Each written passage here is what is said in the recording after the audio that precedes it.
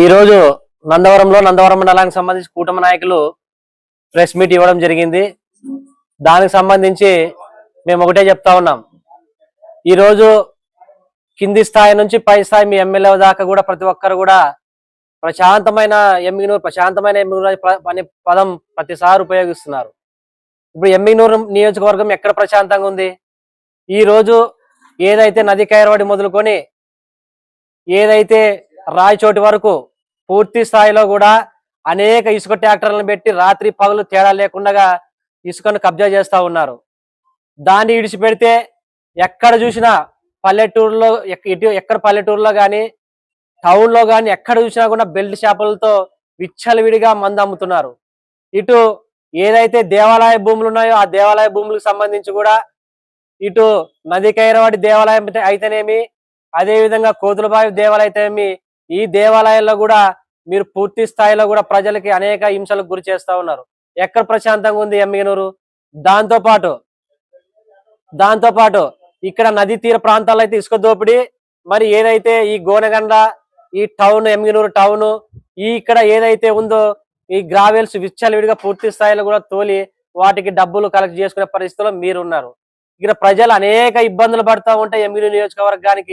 ఎమ్మిగనూరు నియోజకవర్గాన్ని పూర్తి స్థాయిలో నాశనం చేసి మీరు ఈ రోజు ఆ పేరు మాకి అంటకూడదనే ఉద్దేశంతో మీరు మా వైసీపీ వాళ్ళపైన ఏదో బురద చల్లుదాము, పబ్బం గడుపుకుంటామనే పరిస్థితిలో మీరున్నారు. నేను చాలాసార్లు 2-3 సార్లు ప్రెస్ మీట్ లో ఉన్నా. రాజురెడ్డి పిల్లవాడు అంటావు. మా నాయకుడు 26 సంవత్సరాల వయసులోనే నియోజకవర్గ టికెట్ తీసుకున్న మగోడు మా రాజురెడ్డి. అటువంటి రాజురెడ్డి గురించి మీరు మాట్లాడతారా? రేపు సార్వత్రిక ఎన్నికలు ఏదైతే 2029 జరుగుతాయో ఆ సార్వత్రిక ఎన్నికలలో 175 నియోజకవర్గాల్లో మొట్టమొదటిగా గెలిచే నియోజకవర్గం మా ఎమ్మిగనూరే. అతి పిన్న వయసులో కూడా గెలుచుకునే నాయకుడు ఎవరైనా ఉన్నారని రాష్ట్ర స్థాయిలో మా రాజురెడ్డి అనే చెప్తా ఉన్నాం.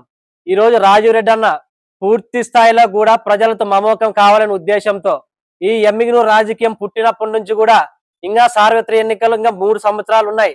అయినా కూడా ప్రజల దగ్గరికి మనం వెళ్ళాలి, ప్రజలతో మనం మమేకం అవ్వాలని చెప్పి ఈ రాజకీయం పుట్టినప్పటి నుంచి ఏ నాయకుడుగా చేయనటువంటి 3 సంవత్సరాలు ఇంకా సార్వత్రిక ఎన్నికలు ఉన్నప్పటికీ నమస్తే ఎమ్మిగనూరు అని చెప్పి ప్రతి గ్రామానికి తిరిగి ప్రజల సమస్యలు అనేక రకాలుగా కనుక్కోవాలనే ఉద్దేశంతో ముందుకు పోతా ఉన్నాడు.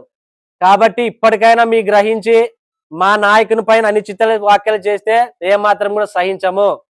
మొన్నటికి మొన్న ఎవరో అన్నా ఈ పెద్ద ఆయన్ని, అదేవిధంగా రాజురెడ్డి గారిని, అదేవిధంగా బుట్టారేణుక మేడం గారిని పూర్తి స్థాయిలో విమర్శించారంట. నాకైతే తెలియదు. ఆయన పైన మా పార్టీ మాత్రం పూర్తి స్థాయిలో సీరియస్ గా ఉంది. ఆయన ఏదైతే వాక్ ఇడిచాడో, ఏదైతే ఆయన ఆ మాట మాట్లాడాడో భవిష్యత్తులో ఆయన పడే ఇబ్బందులు కూడా ఆయన పూర్తి స్థాయిలో చూసుకోవాలని చెప్పి తెలియజేస్తా ఉన్నాం. ఈ రోజు బడా నాయకుల దగ్గర ఏదో పేరు కొట్టేద్దామని చెప్పి చోట నాయకులు తండ్రి ఇష్టం వచ్చినట్లు ఎవరు మారబడితే వాళ్ళని తిడితే రేపు జగనన్న 2.0 మీరందరూ కూడా గాలి కొట్టుకుపోతారని చెప్పి సభాముఖంగా తెలియజేస్తా ఉన్నాం. ఎందుకంటే మేము పూర్తి స్థాయిలో కూడా మా ప్రభుత్వం ఉన్నప్పటికి కూడా అనేక సంక్షేమ పథకాలు టీడీపీ నాయకులకి ఇచ్చాం. అనేక సంక్షేమ పథకాలు, అనేక కార్యక్రమాలు కూడా టీడీపీకి నాయకులకి, కార్యకర్తలకి అందాయి. ఇప్పుడు ఈ నియోజకవర్గంలో ఏ పల్లెటూరు చూడు, ఎక్కడ టౌన్ చూడు, ఎక్కడ చూడు వైఎస్ఆర్ పార్టీకి సంబంధించినాడంటే ఒక్క పథకం రాదు. వైఎస్ఆర్ పార్టీకి సంబంధించిన వాడు వాళ్ళని తిరుగుతున్నా అంటే ఒక్కటి కూడా పనులు జరగవు. మేమున్నప్పుడు మీకు అప్పుడు పనులు చేసి సర్వీస్ చేసి మేము మంచితనంతో ముందుకు పోతే ఈ విధంగా మీరు ఇప్పుడు ప్రతి ఒక్క విషయాన్ని కూడా మీరు రాజకీయం చేయాలని చూస్తారు. భవిష్యత్తులో ఇదే పద్ధతే కానీ మేము కొనసాగిస్తే మీ సైడ్ తట్టుకునే పరిస్థితి ఎవరు కూడా లేరు. ధైర్యంగా ఇటు ప్రెస్ మీట్ పెట్టడానికి కూడా మీరు ఇబ్బంది పడతారని చెప్పి తెలియజేస్తూ, నా పేరు వెంకటేష్, నందవరం వైఎస్ఆర్సీపీ అధికార ప్రతినిధి.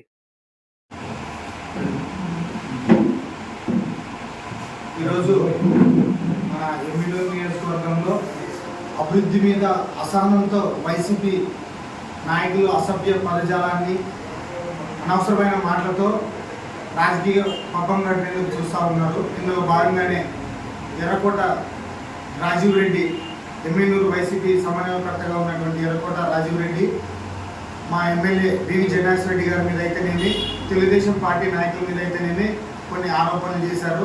ఆ క్రమంలో ఆయన తీవ్ర అసభ్యమైన పదజాలంతో వాచకమైనటువంటి పదాలతో మాట్లాడడం అనేది చాలా హాస్యాస్పదం.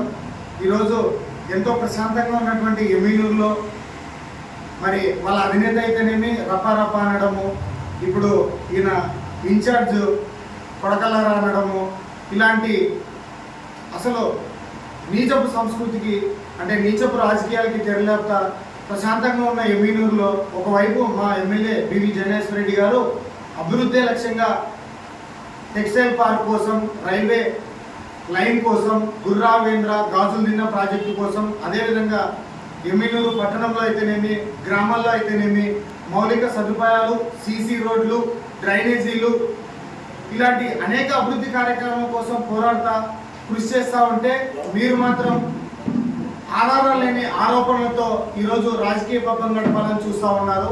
మిస్టర్ రాజీవ్ రెడ్డి, నేను ఈరోజు ఈ మీడియా ముఖంగా చెప్తా ఉన్నాము, ఇదే తరహాలో మీరు అసభ్య పదజాలాలు కనుక మా ఎమ్మెల్యే గారి మీద అయితేనేమి మా తెలుగుదేశం పార్టీ మీద అయితేనేమి వాడినట్లయితే ఇకపై సాయించేది లేదు.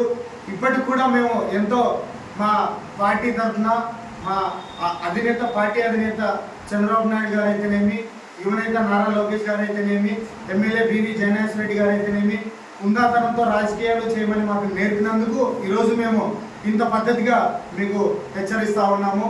మరొకసారి ఒకవేళ ఏదైనా మాట్లాడుకునేది ఉంటే, ఏదైనా ఆరోపణలు మీ దగ్గర ఉంటే దానికి సరైన సాక్ష్యాధారాలతో మీరు వచ్చి మాట్లాడి ప్రజల ముందు నిరూపించండి.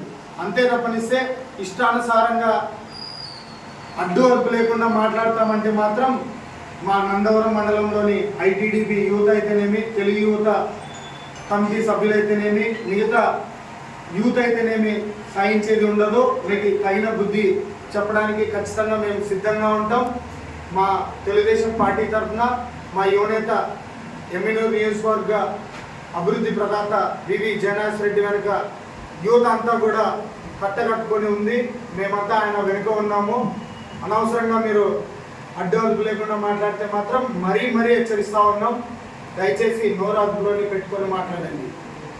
నా పేరు ఏ సురేంద్రారెడ్డి, నందవరం మండల కమిటీ ఐటీడీ అధ్యక్షుడు.